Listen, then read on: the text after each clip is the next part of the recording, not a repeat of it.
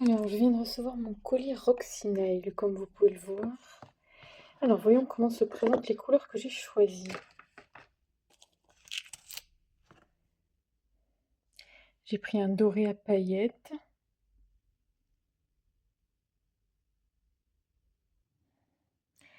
un rouge à reflets. Je me souviens que la teinte s'appelle Véronica. Je le trouvais sublime sur les photos.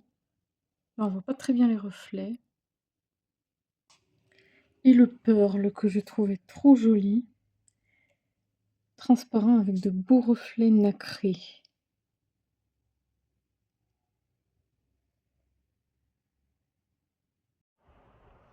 Voilà le résultat une fois posé.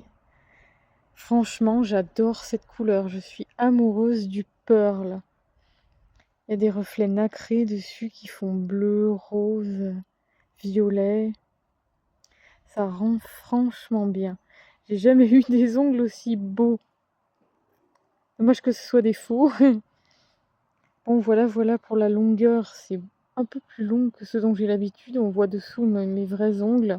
Du coup, je trouve ça un peu gênant. J'ai pas l'habitude d'avoir des ongles longs pour taper sur le téléphone, l'écran le clavier d'ordinateur, faire le ménage. Je trouve ça un peu gênant. J'ai toujours peur qu'il saute et que je commence à faire quelque chose quand j'habille ma fille. J'ai toujours peur qu'il y ait un ongle qui se barre. On verra si ça tient bien le coup. Après, j'ai mis à peu près, attendez, une demi-heure pour les poser, on va dire. Bon, peut-être parce que c'était la première fois, je voulais vraiment tout bien faire, être minutieuse. Et du coup, j'ai mis pas loin d'une demi-heure, donc c'est pas très rentable non plus. Je pensais que c'était un dispositif plutôt simple. Mais si j'ai choisi Roxy Nails pour tester, c'était parce que je cherchais une solution de vernis à ongles. J'adore le vernis à ongles, mais qui n'abîme pas les ongles. Alors j'espère que leur gel est un bon compromis. Si ça tient bien, à voir. Je rajouterai une partie dans la vidéo pour vous dire combien de temps ça a tenu et dans quelles circonstances ça s'est décollé, ou si ça repousse trop, que c'est pour ça que je l'ai enlevé. Mais sinon, là, à la base, l'idée m'a totalement séduite. Surtout qu'ils ont plein de belles capsules. Peut-être que des résultats aussi beaux, je pense qu'on les trouve même pas en vernis, hein. La seule solution, c'est vraiment d'avoir des capsules pour avoir de si belles couleurs.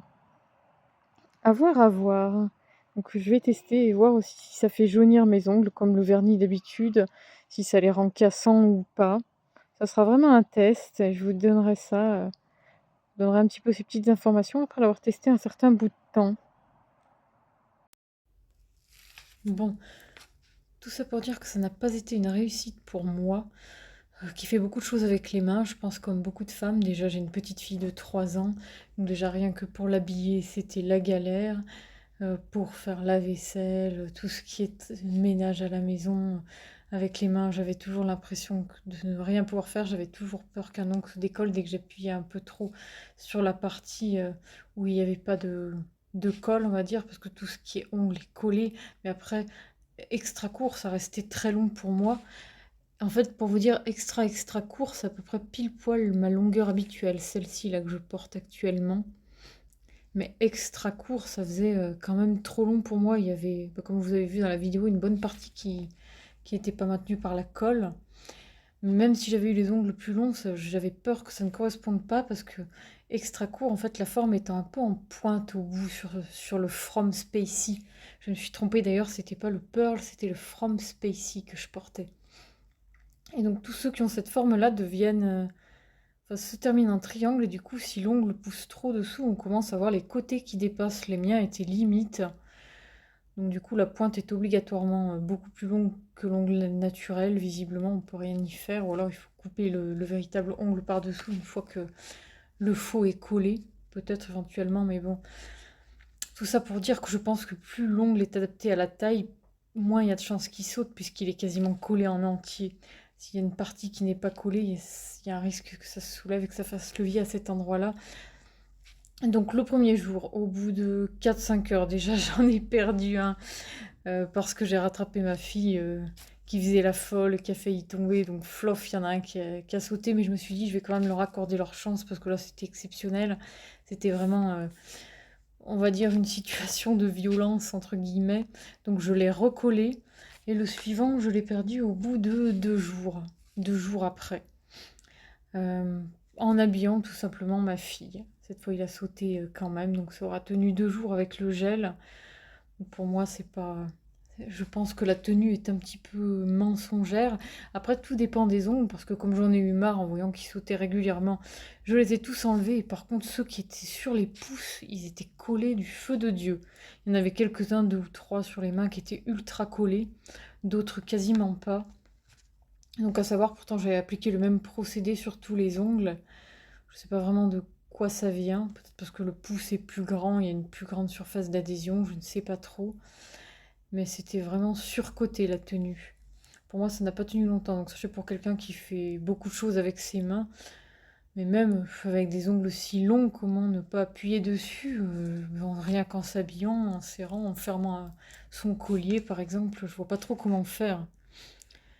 Donc je pense que le gel pad est quand même survanté, pardon. Je dis des bêtises. Et du coup, je vais quand même laisser la chance à la marque. J'ai commandé leur colle à la place. Ils disent que ça tient mieux, mais que ça abîme un peu mieux les ongles, donc on verra. J'ai pris des extra courts, donc toute la surface de l'ongle faux sera quasiment collée sur mon véritable ongle. En plus, avec la colle qui est censée tenir mieux, je vous ferai un autre retour pour savoir si ça a beaucoup mieux tenu ou pas. Mais pour moi, le gel, c'est vraiment un flop. Au bout de 2 3 jours, c'est tout. Pour un peu qu'on soit assez actif quand même, et je vois pas trop qu'on ne peut pas l'être. J'ai vu d'ailleurs d'autres retours de clientes qui disaient rien qu'en tapant sur le clavier de l'ordinateur, si on tape un peu fort, ils peuvent sauter. Donc, j'ai vu que j'étais largement pas la seule. Beaucoup de personnes étaient vraiment mécontentes du gel pad. Et malheureusement, j'en ai vu pas mal qui étaient mécontentes de la colle, donc je croise les doigts. En espérant qu'au moins, s'ils sont de la même taille que mes vrais ongles, ils vont bien tenir, quitte à couper après les autres, parce que j'ai acheté plein de couleurs en plein de tailles différentes. C'est aussi un petit point faible de la marque, j'aurais aimé qu'on puisse choisir chaque couleur de la taille que l'on souhaite. Parce que chaque couleur est réservée à une taille différente, et parfois il y a des couleurs magnifiques qui n'iront pas du tout avec la taille de nos ongles ou la taille que l'on souhaite. Donc pourquoi ne pas faire toutes les couleurs de toutes les tailles?